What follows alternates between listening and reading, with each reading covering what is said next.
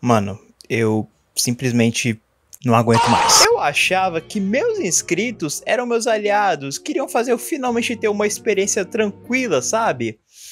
Mas eu tava totalmente enganado. Pra quem não sabe, depois do sucesso absurdo do vídeo de Euforia, vocês me enviaram vários comentários me indicando visual novels diferentes. Algumas até bem duvidosas. Mas uma que me interessou bastante e eu pesquisei a fundo foi Saya no Uta, que foi indicado por esses doentes aqui. Muito obrigado, seus filhos da puta. E se você mora em uma caverna ou simplesmente não assistiu meu vídeo de Euforia, sério, vão lá assistir, tá muito legal. Visual novels são jogos que consistem em você basicamente apertar um botão no controle. Mas você já fez essa piada no outro vídeo. Não significa que não seja verdade. Nesses jogos você normalmente fica na pele do protagonista e acompanha toda a história por diálogos e textos que você precisa ler e interpretar. Ou seja, basicamente um livro, sabe? E sabe o que eu mais amo nesses jogos? É que eles têm muita acessibilidade. Tu pode literalmente rodar isso nessa tua batata que tu chama de PC. E aí você vai ter um conteúdo muito mais extenso do que um Assassin's Creed da vida. Ou, sei lá, coloca um jogo ruim aqui, sei lá. Saya no Uta é uma visual novel que mistura Lovecraft com gore e também com romance. Pena que não dos mais legais. E olha, é bom vocês gostarem desse vídeo, porque eu tive que pausar as minhas conquistas de Elden Ring só pra jogar esse jogo. Até agora faltam essas malditas conquistas, mas beleza, a gente vai conseguir.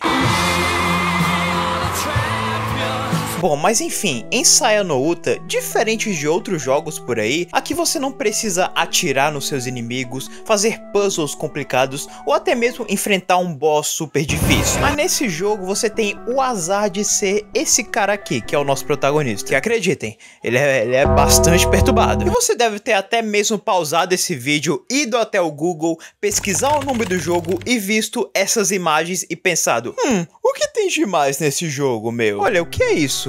Uma garota de anime fofinha? Definitivamente não. E eu mesmo não fazia ideia do quão assustador seria essa experiência. E hoje, meus amigos, nós vamos nos torturar. Porque hoje vamos desmitificar essa obra e mostrar por que ela é uma das coisas mais doentias que a humanidade já fez. Enfim, eu acho que a primeira coisa que eu tenho que falar sobre esse jogo é que ele é uma das experiências mais viscerais que eu tive com um jogo de terror. Mas pô, Lois, o que tem de tão assustador em apertar espaço pra ver letra e figura na tua tela? E amigo, eu te respondo. Saya no Uta é aquele tipo de jogo que tu acha que não tem como piorar e vem algum japonês perturbado das ideias com papel e caneta na mão, escrevendo as coisas mais absurdas e desenhando umas paradas cabulosas de tão erradas, que até mesmo você que já tá acostumado em consumir esse tipo de coisa, fica parado e fala, oh shit, here we go again. Pra você ter uma noção, diferente de muitas visual novels por aí, esse jogo tem uma versão pra Steam, só que ela é a versão censurada da visual novel. Eu não sei até onde essa censura vai, até porque eu não joguei a versão da Steam, mas eu tenho que falar que isso deve alterar bastante a experiência do jogo original. Pra quem não tá ligado, a história do jogo se passa na vida de Fuminori Sakisaka. E a primeira interação que temos com o protagonista é ele no meio de um mundo meio apocalíptico, cheio de coisas sujas nas paredes, pedaços de cadáveres e umas coisas bem bizarras. E o protagonista está conversando, ou pelo menos tentando conversar, com esses monstros que ficam falando umas coisas meio sem sentido pra ele. E é aí que ele começa a dar um contexto pra gente. Na verdade, não estamos em um mundo alternativo ou até mesmo outra dimensão. E sim, estamos no Japão. Mais precisamente, estamos em uma faculdade. E o protagonista diz que já fazem meses que ele enxerga as coisas daquele jeito. Isso é por causa de um acidente que ele sofreu e acabou levando à morte de sua família. E depois de uma cirurgia que acabou salvando a vida dele, ele passou a enxergar o mundo dessa forma meio escrota, como se tudo fosse feito da carne estragada no pesadelo na cozinha. Jacan não consegue aguentar o forte odor de carnes e legumes podres. E tudo que ele pode fazer é fingir que está tudo bem, enquanto essas criaturas ficam conversando de boa com ele. Criaturas que lembram muito pessoas. E é aí que o jogo vira o ponto de vista e nos mostra que aqueles monstros são na verdade os amigos do Fuminori, que estavam conversando sobre uma viagem que eles poderiam fazer. Porém o Fuminori, ele não se sente à vontade perto deles, até porque ao invés de ver uma gostosa na frente dele, e eu tô falando desse cara aqui, na verdade ele tá vendo isso aqui. Hello? Yes? E por isso ele se despede de modo grosseiro deles. E até mesmo os amigos deles percebem que o Fuminori anda estranho desde o acidente, e até nota o olhar de desprezo que ele possui. Mas segundo o Koji, que é esse grandão gostoso aqui, o Fuminori tá até melhor do que na época em que ele estava no hospital, já que lá ele estava bem mais perturbado e os médicos precisavam até amarrá-lo na cama. Só que mesmo a Oumi ainda acha muito esquisito o comportamento dele, dizendo que é como se ele nem os visse como humanos. E ela só tá chateada desse jeito porque a amiga dela, a Yo, ela havia se confessado pro Fuminori e ele meio que deixou uma resposta pendente antes do acidente acontecer. Bom, logo depois a gente vai pra sessão da psicóloga do Fuminori, que olha só, é um pitelzinho, viu? Eu vou lhe contar uma coisa muito importante sobre essa sessão, porque a coisa mais importante aqui é que o protagonista fica perguntando sobre um tal de professor ou Gai, que era uma pessoa de interesse por ele, já que ele havia desaparecido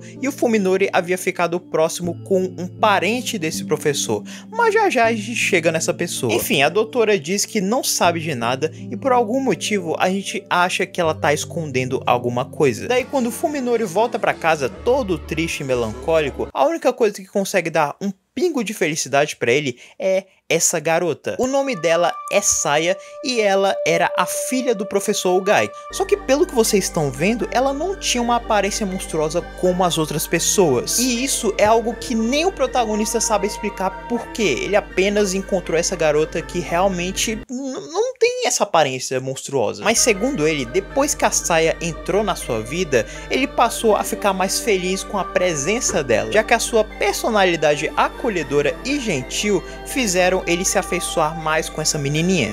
só que é aí que meu amor pelo jogo morreu completamente. Pô, até essa hora eu tava achando a história foda, os diálogos eram legais e até os desenhos também eram legais. Mas nessa cena aqui eu fiquei desconfortável com o rumo que a história tomou. Bom, digamos que depois do jantar, os dois, eles vão se conhecer profundamente na cama. Por dentro.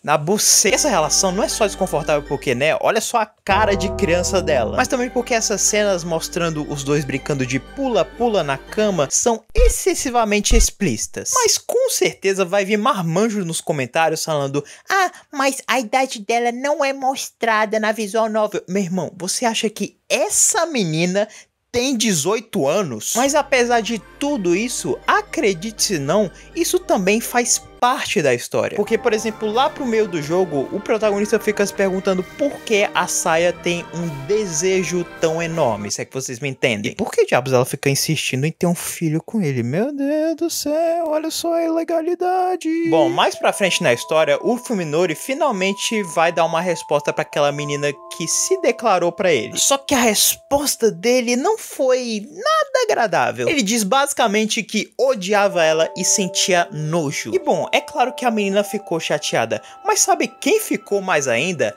A amiga dela, que não gostando da resposta bruta do Fuminori, queria tirar satisfação com ele na sua casa. E nessa hora eu tava até me perguntando como seria quando ela visse a Saya, uma criança, na casa dele. E meu amigo, eu me arrependi por essa resposta, viu? Já que chegando lá, ela já começou entrando e via umas coisas muito perturbadoras na casa. Tipo a sala cheia de tinta, já que foi uma coisa que o protagonista fez pra meio que disfarçar a aparência macabra da sua sala. E olha, isso não funcionou nem um pouquinho. E também uma gosma que estava em vários cantos da casa. Aí a gente vê algo observando ela nas sombras, como se fosse uma pessoa ou uma coisa. Foi então que ela ficou paralisada de medo ao perceber que algo se esgueirava nas sombras atrás dela. E acima dela, a mesma gosma que ela achou na casa estava ao redor de seu corpo, a lambuzando. Foi aí que então ela olhou para cima. Só que esse foi o seu maior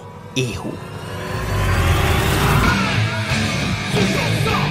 Ao chegar em casa, depois de outra consulta com a psicóloga, o Fuminori se depara com essa imagem. A Saya comendo uma espécie de cosma esquisita. O protagonista pergunta o que é aquilo e a Saya simplesmente diz que é uma comida que ela fez pra si mesma. E aí o protagonista quer experimentar aquilo, mesmo a Saya dizendo que não era pra ele fazer isso. E desobedecendo ela, ele experimenta e ele achou delicioso.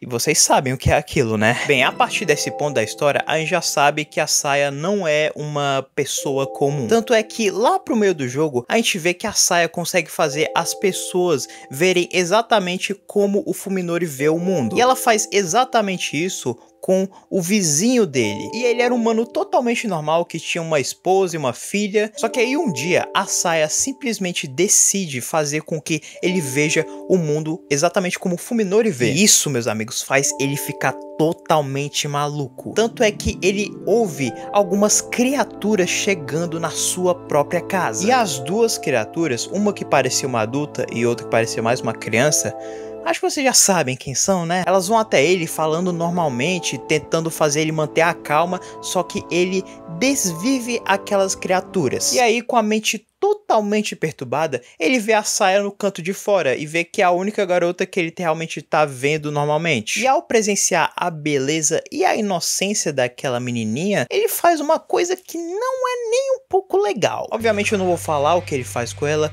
mas é uma coisa que com certeza o YouTube não ia aprovar, viu? E o Fuminori, ao chegar em casa, ele vê uma criatura totalmente horrenda fazendo coisas nada legais com a Saya. E por isso ele desvive essa criatura. E nessa hora rola um diálogo muito bonitinho, os dois chorando e tal. E a Saya diz que basicamente pode fazer o Fuminori voltar ao normal, de ver as coisas como antes. E é nesse momento que o jogo te dá duas escolhas: voltar ao normal ou então ver as coisas do jeito que tá e ficar com a Saya pra sempre. Então eu escolhi ver tudo normal de novo, porque né, o protagonista ele já não tava aguentando mais ver monstro pra tudo que é lado, sabe? Só que aí quando isso acontece, a Saya vai embora e o protagonista é preso por matar o seu vizinho. E foi assim, meus amigos, que eu peguei o pior final do jogo. Isso porque esta rota que eu acabei de falar, ela é limitada. Ou seja, sabe, todos aqueles segredos que o jogo te preparou para você tentar desvendar ao longo da história,